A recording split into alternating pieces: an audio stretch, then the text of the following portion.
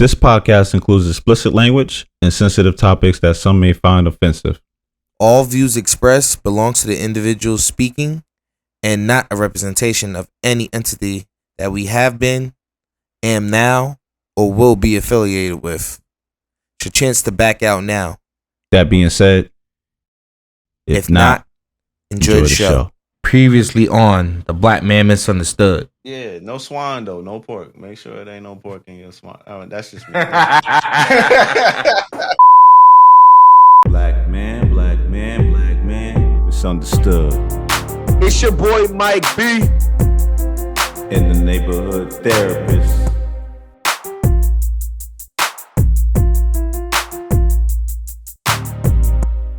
Welcome to the Black Man Misunderstood, where we discuss topics about the black man that others are just afraid to speak on. Like this one today. I am your host, the neighborhood therapist. I'm rocking with my brother, as always, Mike B, with his signature. And this is episode 22 of season 3. Where you from?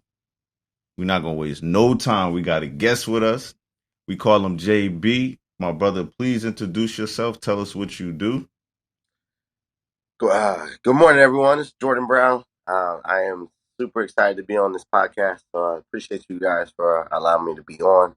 I am from Glastonbury, Connecticut. Obviously, a lot of people don't know where that is. So I'm definitely looking forward to diving into where that is, what that is all about. But I'm super excited to be here. I'm actually on the West Coast. It's 6:30 here in California, but I'm excited, ready to get into it. Okay. Now, you said Glassboro? Glastonbury. So, Glastonbury. Yeah, Glastonbury, Connecticut. It's a small, actually it's the third biggest town in Connecticut, but it's right outside of Hartford. It's about 15 minutes outside of there. I was living there from, since I was in 5th grade, which was going into, I think it was like 2004, all the way through my high school, grade school years, high school years. Got recruited out of there to the University of Bryant, all right, or Bryant University. All right. And then, my parents still live there. My brother and sister grew up there as well. So, the Brown family has some serious roots in that town. Okay. So, trivia question, but not really. What is that considered? What is that town considered? Is that considered a city, a hood, the suburbs? That's fair. I consider it a town. When you walk in or when you drive in, it says "Welcome to the town of Glastonbury." Now, I I did not go to an agricultural school, so I don't know what that would be in regards to what considered as a town versus a city. But I'm gonna go ahead with a town. But it like I said, it is the third biggest town in Connecticut. And as far as miles across wise, so yeah. Okay. Now you said something important. We're gonna dig into it. As far as school goes, right? What you telling us right now? You telling us you was one of the very few black faces there? Absolutely. I think my family was maybe one of 3, and I'm maybe 4. Just trying to be generous. 4 black, in the town of Glastonbury. It's a predominantly white town. I was actually born in Indianapolis, Indiana. Okay. So Midwest to Connecticut definitely was an adjustment for not only myself but my parents, my father, especially him coming from taking a new job. My mom trying to deal with different people, especially with her children, different teachers. The curriculum was from the East Coast to the Midwest like this. All right, it was a huge difference. I remember my first summer coming into 6th grade. I was super behind on reading, just a lot of what they were teaching. So it worked out in my favor. But definitely was a big adjustment in regards to people. All right, and don't look like us. Right. So I know you said town, right? But based off of that, right? Just social media wise, would you consider that the suburbs? Absolutely, 100%.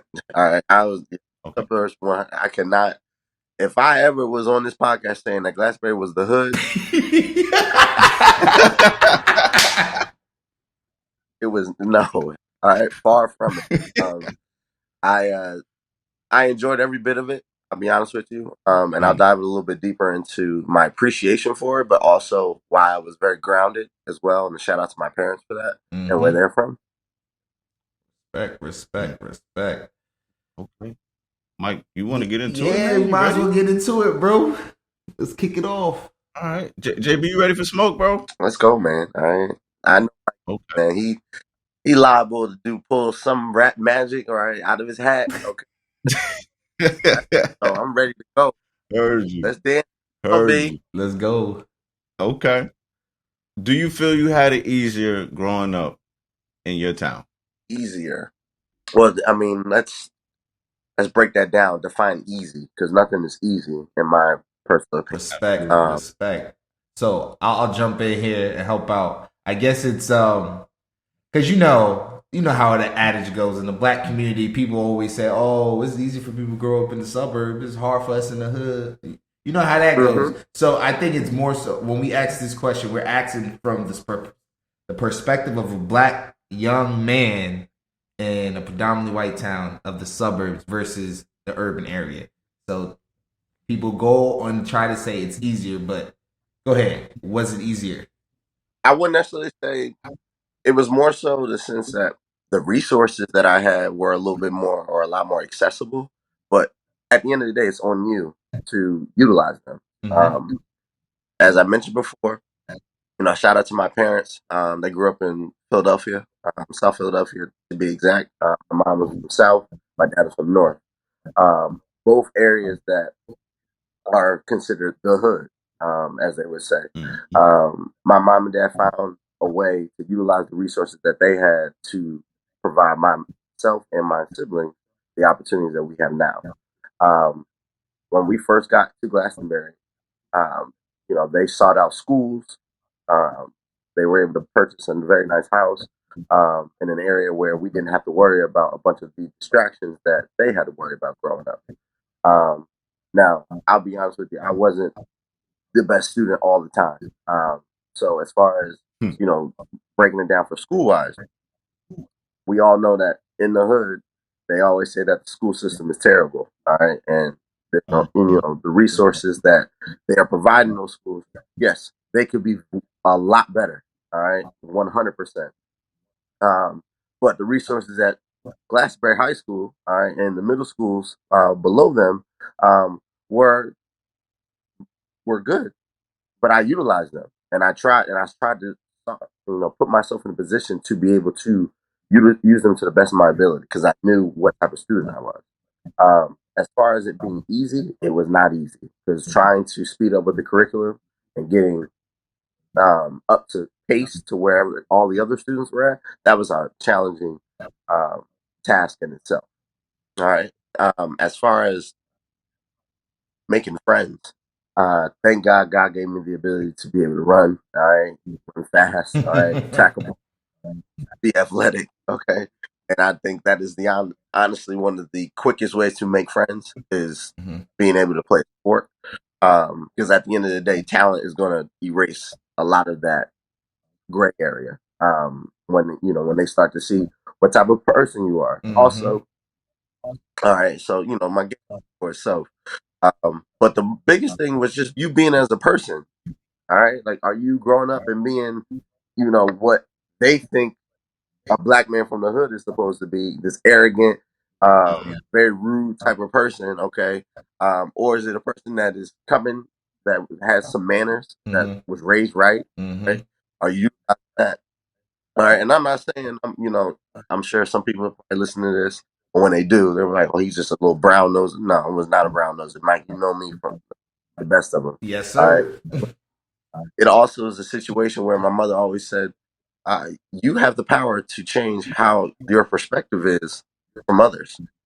So don't walk out of here and act like you don't know how you were raised, all right, and don't know how to act.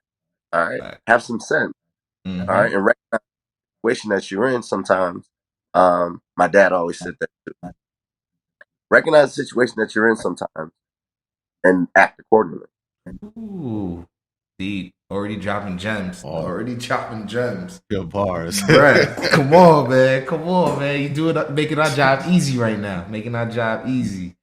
Told you I was looking forward to this, man. This is definitely something we need to talk about. Yeah, man. Yeah, man. So I'm gonna get into the next question. So you already answered the first part of it. You were one of the select few black people in the area, but can you explain those feelings? Like you described studies, you described how you walked about the town, how your parents told you to handle yourself. But what about your feelings in those moments? How were you feeling? That's a good question. So thank God, racism, and shout out to our ancestors that had to deal with the you know the unfathomable treatings that we don't deal with today. All right, now I'm not saying racism is not apparent. It is. It definitely is. Especially where I live at now. But growing up as a kid, I didn't have that. I had some very solid friends, and I have to definitely give kudos to them for treating me the same as one of their white friends. All right. Yes, I was one of the very few, but I was a standout as well, and I stand out in the sense of my skin color, but also um, my ability to stand out in the crowd. I felt like I've always had that. And then, uh, growing up as we continued through sports, I was a standout as well. So, as soon as I would walk in the room, people knew who I was already. All right, and not to toot my own horn or anything like that, but that does make it a little bit easier. All right, for in regards to their impression of you, because they know who you are and what you're about. Um, then when they got to talking to you, that's where the gray area started to happen. Because it's okay, what type of kid is he? All right. Well, what type of person am I trying to portray? Am I somebody that's trying to be a brown noser, or is it somebody I'm trying to be genuine? I chose the genuine route. And I think people really got to see that of me as I continued to grow up. I've always tried to put a smile on my face and try to be the best person I could be, even when things are getting tough. I never really try to pay attention to the outside noise of how are these people perceiving me. But I also got to give credit to my mom and dad because they blinded that. They protected me from that.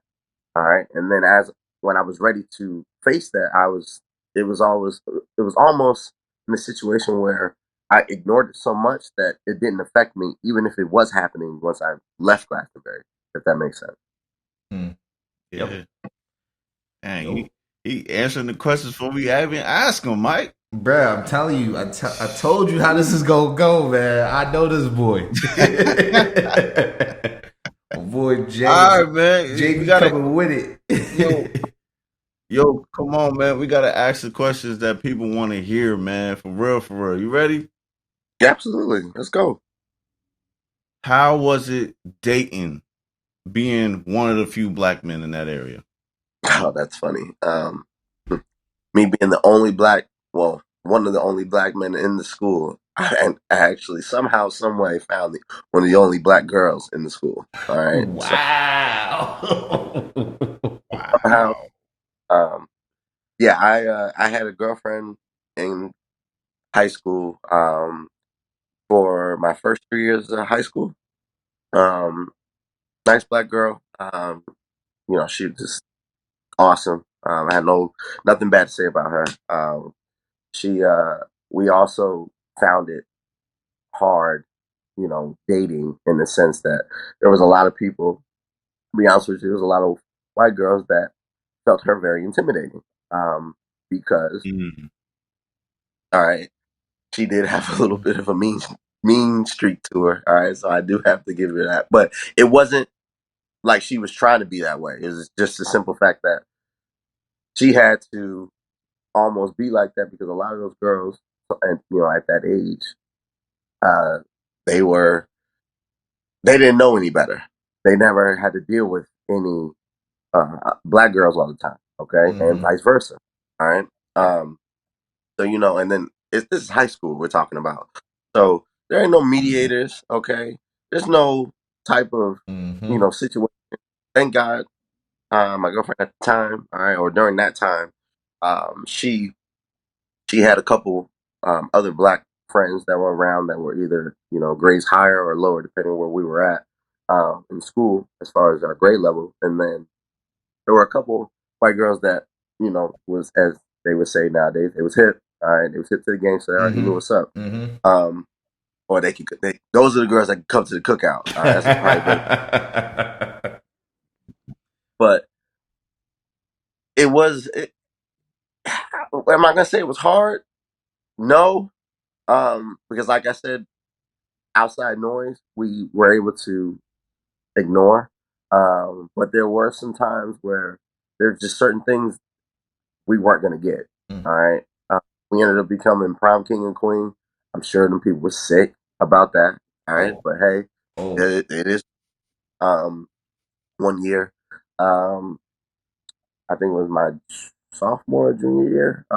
We were able to do that. That was awesome. I was in a cat, or I had tore my ACL. So, then, how about getting prom king in a full leg cast? All right. And her helping me out. That's kind of crazy.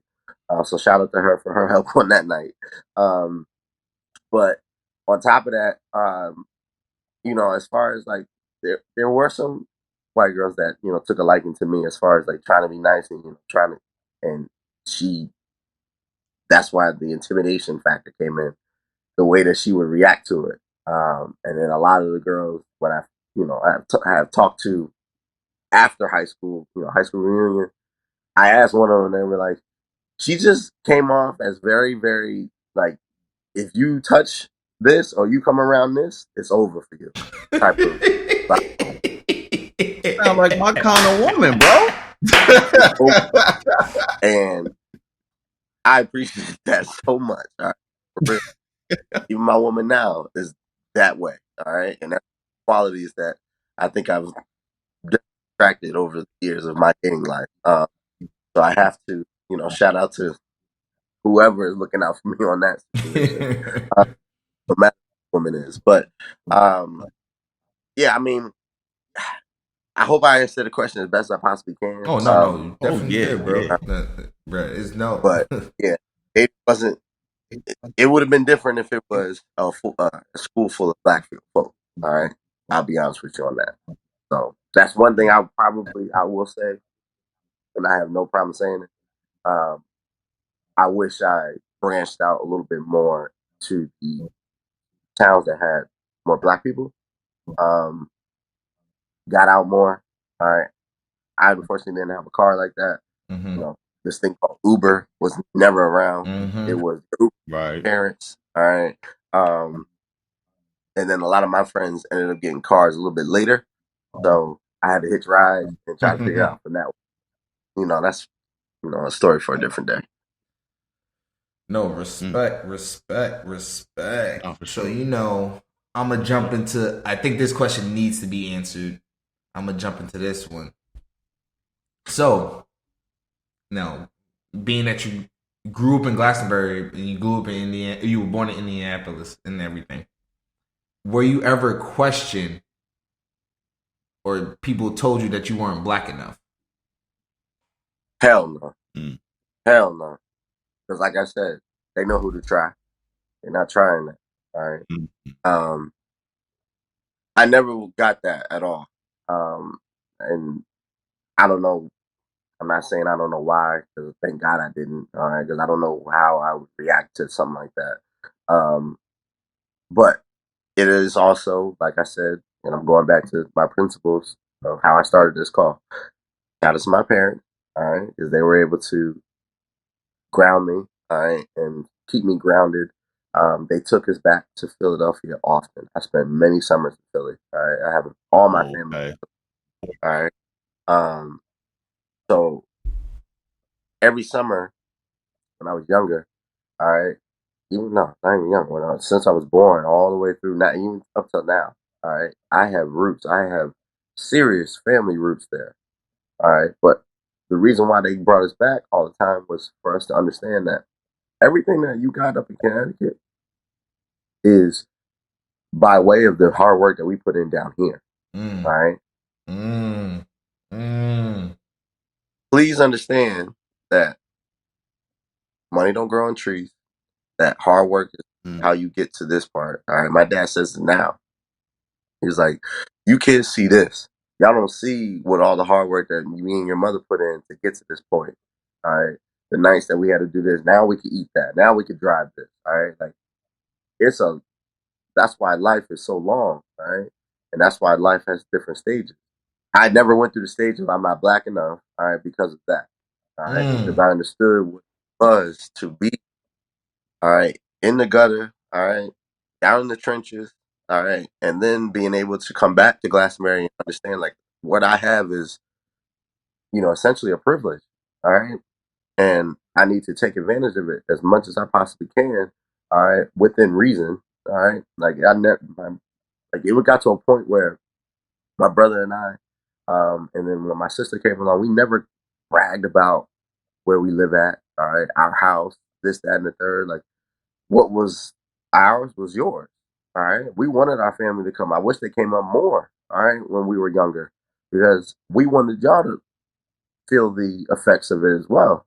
All right. Our cousin Furlough, Mike, I think you met him once or twice.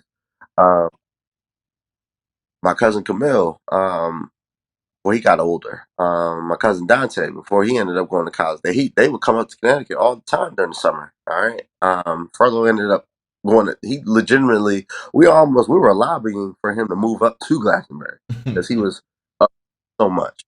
But go from him to go to the situation he was in to coming up there, that was a luxury in itself for him as well.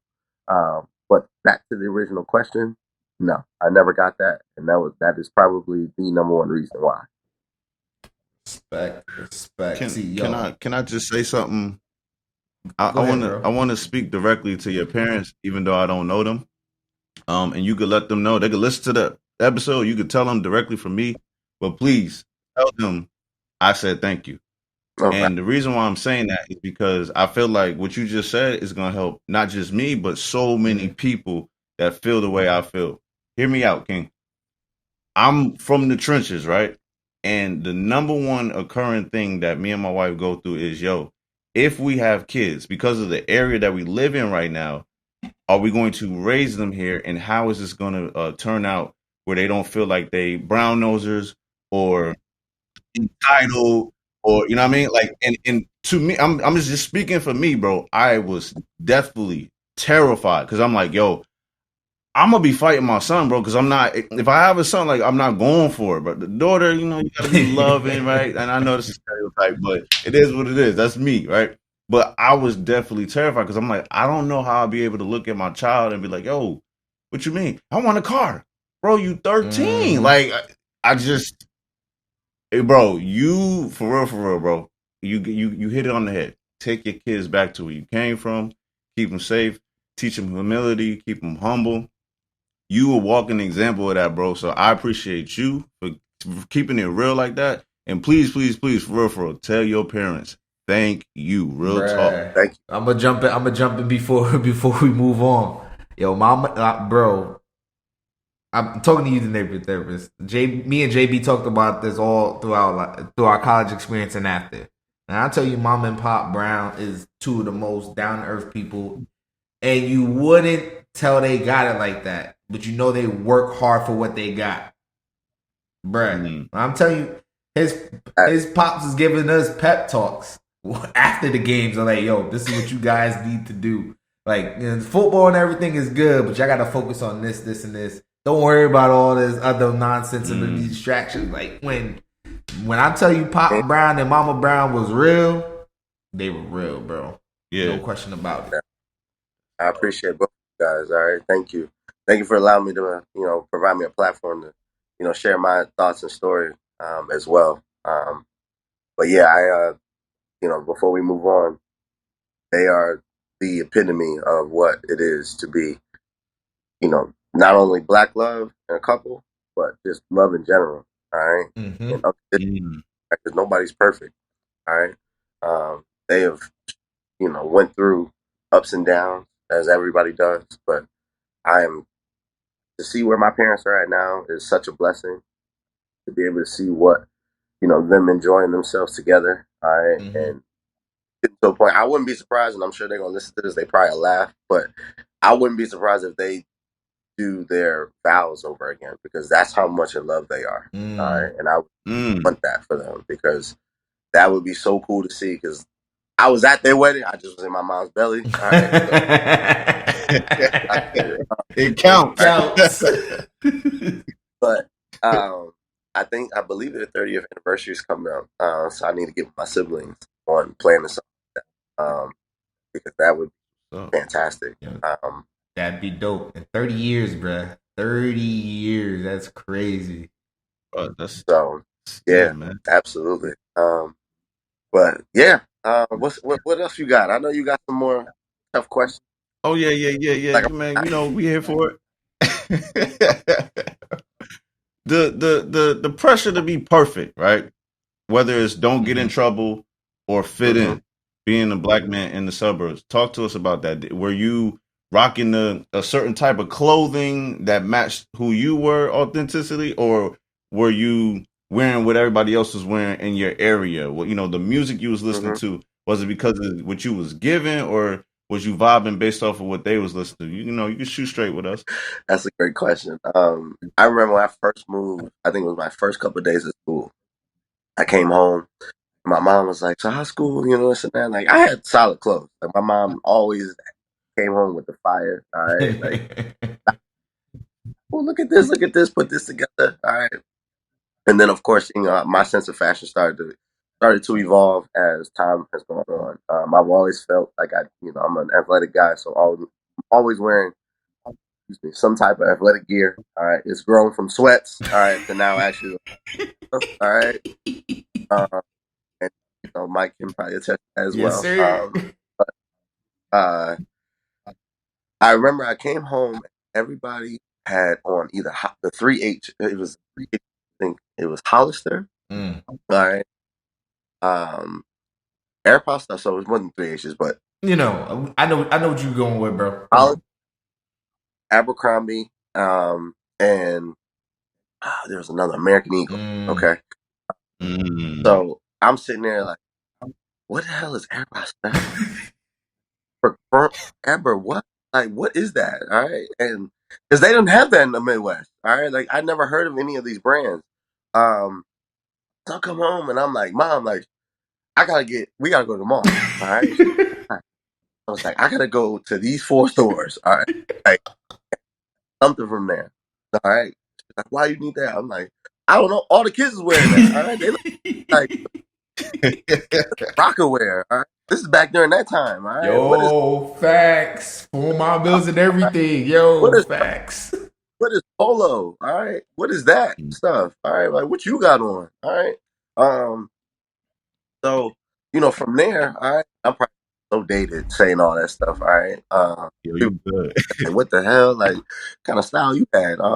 But as the perfection piece, of course, like there were certain pieces of clothing. Yes, I did. I wear that stuff. Absolutely. I think I have a piece of Hollister hoodie that I love and I won't give up. All right, now because I love that stuff so much because it was comfortable. All Mm-hmm. right, but trying to fit in regards to like the clothing and everything, it was to an extent.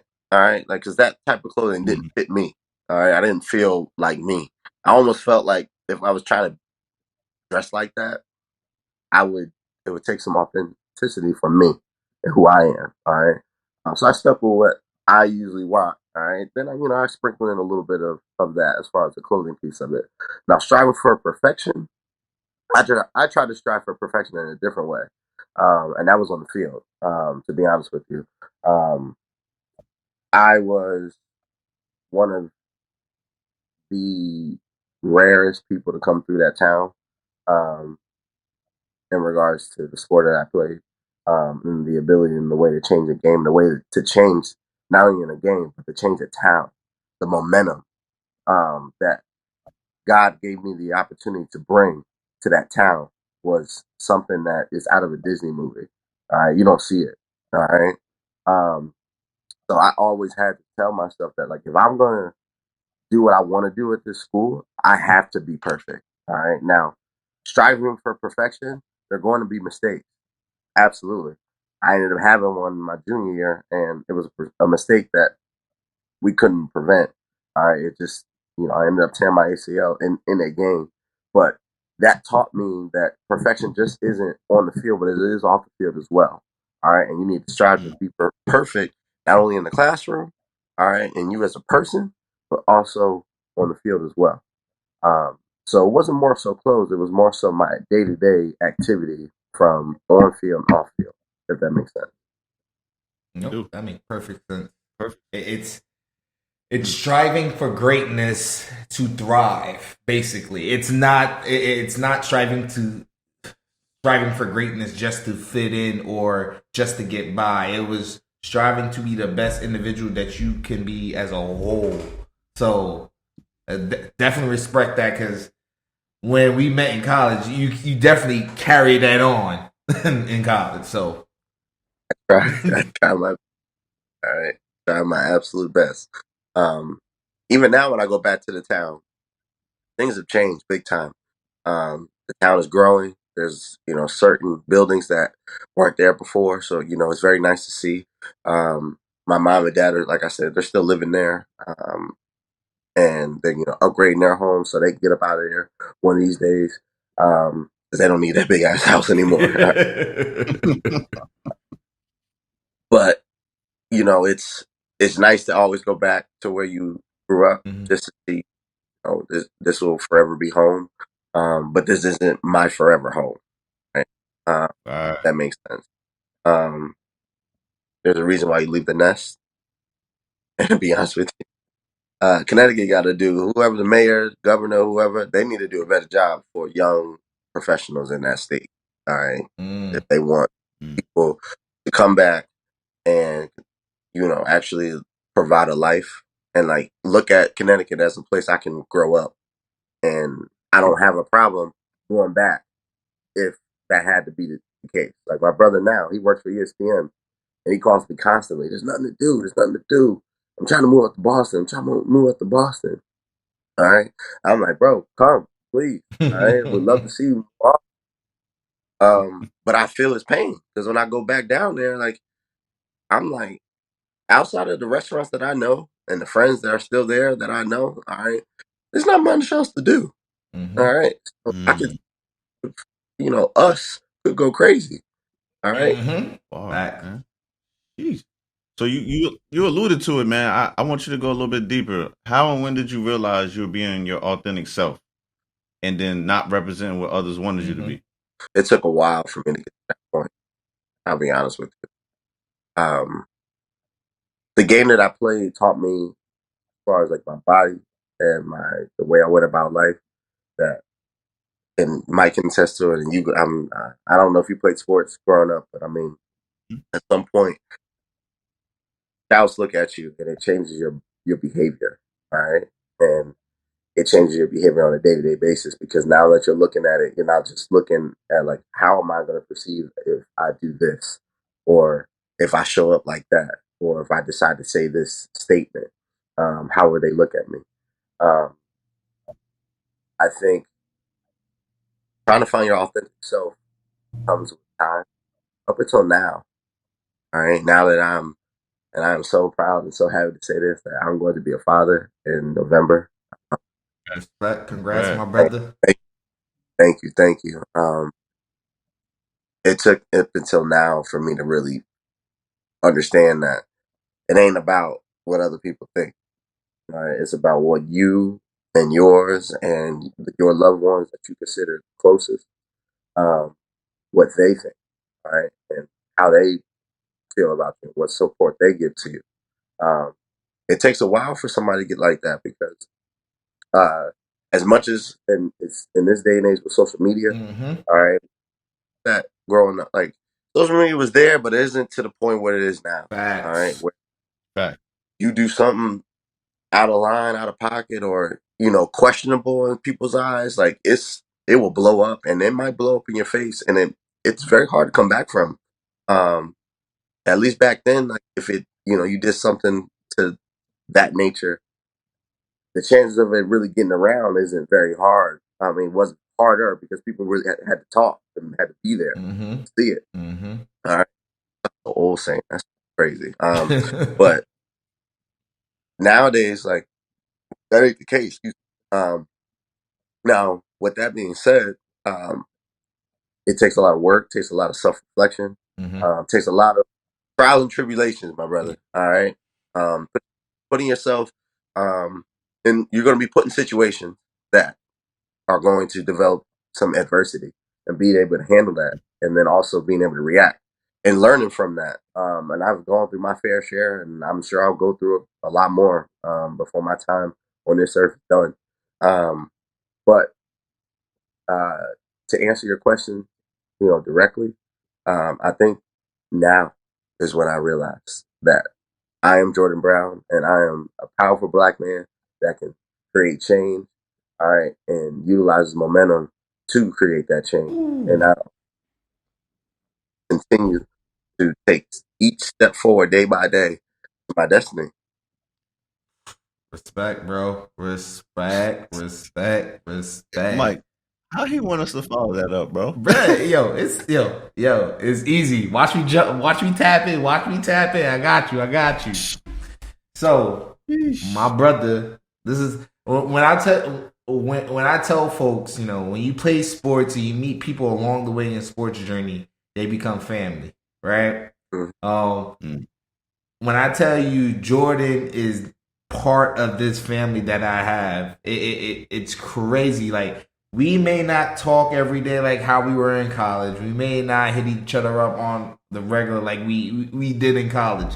But genuine people last the test of time. And JB is one of those dudes that I could definitely say is my brother through and through. And you see it through his life and the eyes of others, period. Last season, I'm pretty sure JB knows this, we had his boy Alex on the show talking about his fitness and his program that he's doing down in DC. Now, what I want the listeners to know is that gentleman Alex and this gentleman here right now, Mr. Jordan Brown, grew up in Glastonbury together and played football together.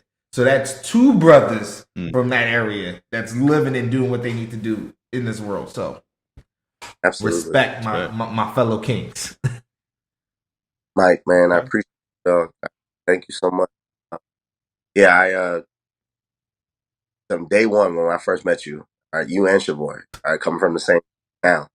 I knew both of you guys were solid brothers, all right, and I'm happy that we were able to get to this point. Yes, sir. All right, like real. From your days of breaking out into Michael Jackson, all right, Paul, all right, serious, bro, all right, to your growth, from then to now, all right, you about to get married, all right, life steps are happening, and it's so inspiring to see us folk really trying to take those steps. I was talking to one of the coaches I'm out here with today, or yesterday, just saying, like, you see everything happening to everybody else, but then when it's happening to you, it's just like, oh my God, it's like so surreal. Yep. All right, like it's happening to me now. All right, so, but it's natural. Like nothing, no discomfort. All right, yeah, there's actually, I take that back.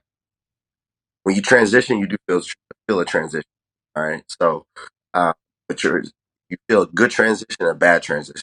All of the transitions that you were talking about that I'm seeing from both of you. All right, this is episode 22. This is my number, so it's kind of ironic that 22. Yep. But I've been seeing that number for a lot, and I feel like I need to play the lottery.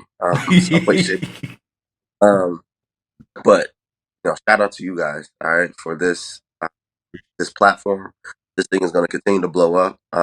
Please have more conversations like this. I look forward to the next conversation. I don't know if this is ending the interview. I'm ready to answer more questions. If Got one more for you. One more. Put in. All right. one more banger for you, man. Summarize this. Take your time with it too. Just give us one big experience that you went through that you feel people outside of the suburbs wouldn't believe that you went through because of where you were raised. I got to go back to this. It changed my life so much. And I don't know where I would be if it didn't happen. I mentioned it a little bit earlier in this episode. But my junior year of high school, October 27th, 2007, I tore my ACL, my MCL, and my meniscus. Um, and what they call is the unhappy triad. Um, Basically, tearing up my whole knee, all my ligaments in my knee. And I was a running back, so that I need that, right, big time. Um, but it changed my life because my perspective on who I was as a person at that time, like almost got like I clean slate. I was able to legitimately go in the dungeon and repurpose myself as a human. All right. And how I go about life. Not just getting back on playing on the field, but like how I go about life. What type of person I am, and all of these questions and all of these, comparisons that I was going through was shout out to my dad, shout out to Thomas Glassenberg, shout out to the Dr. Thomas Dugdale, now since retired. All the people that had laid a hand on me to help to get me back. All right, shout out to first and foremost, shout out to the Lord above. All right, he helped help those people realize that I need the help. Yeah. But it changed my life to the point where when I came back, I had a different appreciation for life and just being there. All right, and it wasn't like it was a near death experience or anything like that. But like football is a big to me. All right, I consider football life.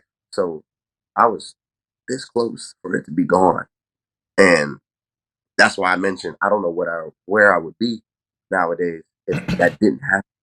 Then I came back, and the town, the love that I got, all right, and the support, all right, from my family, all right, my grandmother. All right, shout out to my nan, staying up with me till 6, 7 o'clock in the morning. I'm taking my medicine, helping me, all right, because I wasn't able to move around. Shout out to my best friend high school. All right, my buddy RJ and his family. All right, for his father was a physician's assistant. All right, for Dr. Thomas Dugdale. I don't like calling male nurses, male nurses. All right, just seems very weird to me. but uh, but with that being said, you know, his dad was able to help provide some of that professionalism and how to handle on a day to day basis. And then shout out to Coach Marty Fine. All right. Shout out to Coach Pete Pfeffer and the whole Glassway Tomahawk team and the whole Bryant University staff for taking a chance on me and giving me an opportunity to play football again. All right. Like I had to earn everything that I got from that date on. All right. So a lot of people in the or a lot of people in the hood will look at that situation and be like, yeah, he got hurt and he got lucky. Lucky. I remember I read a couple comments on people on the internet. I just went by a page and the guy was like, another black athlete tearing his ACL, going to another, another black athlete tearing his ACL. Um, he won't come back the same. I read that before I got hurt. I mean, right when I got hurt, and that just provided me motivation. And then others just like, "Are you going to be the same? Are you going to be this? Are you going to be that?" And I love challenges. I love when people try me. When you do, please don't be surprised when I prove you wrong. Um, I've actually kind of like taken pride in that throughout life. But the lucky part, I would say I was blessed. All right, I was, and I was, but that is a testament to all the questions that we've talked about through this episode of how you are as a person. All right, are you genuine? Are you trying to be? Are you doing stuff for things in return? Or are you actually doing it to help people move forward in their life. I'll leave you guys with this. I was at a camp a couple weeks ago, and Coach Peterson, that used to coach Boise State University, for my football guys, that's the guy that coached in the Statue of Liberty play. He was talking to a bunch of the quarterbacks and telling them, like, what is it to be a quarterback? And I related it, what is it to be a person? And he said, being a quarterback is being able to serve others, and in return, you get yours in return. All right. And it's hard for us as people to understand that, because we're in the world of instant gratification right now. And understand that I may have to be a little bit patient on getting what I want. But if I'm doing everything I need to do to make sure that the others around me have everything that they need, my blessing bucket is going to be overflowing. All right. So for all you black men, all right, for whoever's listening, please understand that whatever you have in front of you, challenges, tribulations, successes, they are all there for your end goal. So never get too high, never get too low. All right. Make sure that you are always staying on the path. And as soon as you feel like things are starting to waver, pray. Tell me that's power. It helped me. All right. And please utilize your resources around you. All right. Your parents, your friends, all right, friends that become family. All right. And then just trust your gut, trust yourself. All right. I love you guys. I appreciate everything, man. All right. This is awesome. I'm looking forward to this being published. I hope that answered your question. But that more than did, bro. More than. Hey, we appreciate everything you do, bro. Thank you for coming on, man. Shedding the light on the other side of life that people tend to say different things about and say, "Oh, it's easy over there," but not realizing it's probably just as hard. Just as hard, to be honest with you.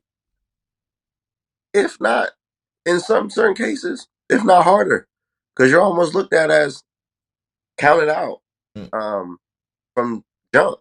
And it's, unfortunately, there are some resources that will probably check you off already as if he's not going to make it.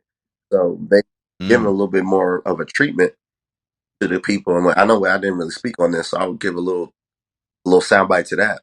I didn't feel like I ever got to a point where I was getting preferential treatment either. All right. Like everything that I got, I worked hard for. And everything I didn't get, I didn't work hard for. So when people from the hood that may think that, everybody in that situation gets that preferential, like special treatment, that is not the case at all. All right. It's the same way in your schools all around the world. All right. So before we go, I'm gonna just you can just give a simple answer to this. Have you? All right. First question: have you watched the new Bel Air series? Yeah, right. Absolutely. Now you already know where I'm going. So, would you compare your experience, not exactly almost, but in the same light as Will's experience on Bel Air, how they portrayed it? In some cases, yes. Yeah. In some cases, absolutely. Now, one thing that my brother could probably attest to, like he had the opportunity to follow me in a lot of the things that went right, follow a lot of things that went wrong for me. I told him don't follow that. But as far as like a comparison, absolutely. And you see in that series, like that series is great. I don't know, like I've heard a lot of people they enjoyed it, and I don't really like it. I'm like, but it's a different Fresh Prince of Bel Air. Yep. Yeah. Yep. It's not the one, like they peeled back the onion a lot more on this. Right. And it was, which I appreciate. All right. That was dope. I did too. Yeah. Like it wasn't all funny. Mm-hmm. All right. It wasn't it was funny. It was sad. It was, had you on your seat. It also had you thinking about some real, and I love the fact that a lot of shows now, or at least they're trying to act as if we're in the world today. All right. Like which is awesome because that's probably the best way you can relate to people. Mm-hmm. All right. Watching the old Fresh Prince, there's a lot of things that's going on in that show that just not real anymore. All right. Just not there. So I do appreciate that show. But to answer your question, Mike, absolutely. But like I said, and like how Will is, portraying in the show, he figures it out. Mm-hmm. All right. Mm-hmm. Figures it out. Mm-hmm. But JB, we definitely appreciate Appreciate you, man. y'all. Before we let you go, is there anything you want the listeners to know? what you're At doing, or any big stuff that's coming? Go ahead. Besides being a father. Or just a word, just a testimony, like Oh whatever. man, I've been, since I retired from playing ball, I've been on a mission of trying to better myself. I really want to become a head coach on the high school ranks. So I'm office coordinator right now at Cambridge Ridge and Latin High School. We're looking forward to a really good season this year.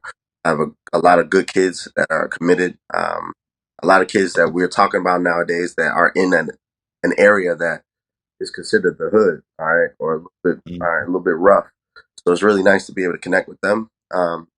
Like I said, I have a child on the way. That's probably nothing that could beat that. Yeah, fact. My girl Bridget O'Leary is super awesome, trooper. All right, just there's one thing to say: men will never be pregnant. So like, it's trying to understand those feelings. But, on a day-to-day basis, I'm in full learning mode. I got an audio book called First Time Dad that I listen to. That's a really good sound bites. I'm gonna need you to share that at some point. Not yet, but at some point. But the guy guy on it, he definitely sound, breaks it down to make it seem like what you're going through is something that should be very exciting, not something that you need to care about. And babies are a blessing. So you definitely have to look at it that way. I got a couple weddings. My buddy, one of my best friends, Camille Ashley, he's getting married in September. I'm in the wedding, so I'm looking forward to that. And then, honestly, it's just getting prepared for when little man comes. His name will be Isaiah Brown. So nickname will be Zay. All right, so already starting Brown. Absolutely. All right. The next Hall of Famer is on his way. All right. Honestly, that's pretty much it, man. I'm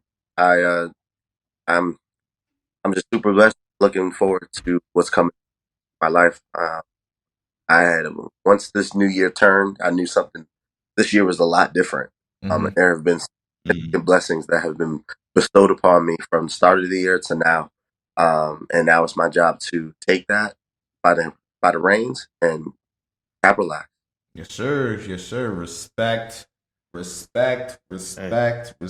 Appreciate everything, and let's not belittle you being a coach in high school, right? It's you're starting the journey of young men, right? They're not adults yet. They're still in that age of still learning different things. But what you do, how you go about your life, and what you teach them, they're gonna take forward on them as they continue their journey later on. So, thank you and appreciate you for everything that you're doing right now, brother. What up, listeners? Mike B here. Hope you enjoyed the episode. You can find us on IG at BMM_podcast. On TikTok at BMM Podcast. Facebook, just type in the Black Man Misunderstood Podcast. And then you can find the Neighborhood Therapist at the Neighborhood Therapist on IG. And you can find myself at MikeB_BMM on IG. And if you want to connect with our producer, the DJ himself, Mr. DJ Daxter, check him out at DJ Daxter on IG. Alright, folks. See y'all next week.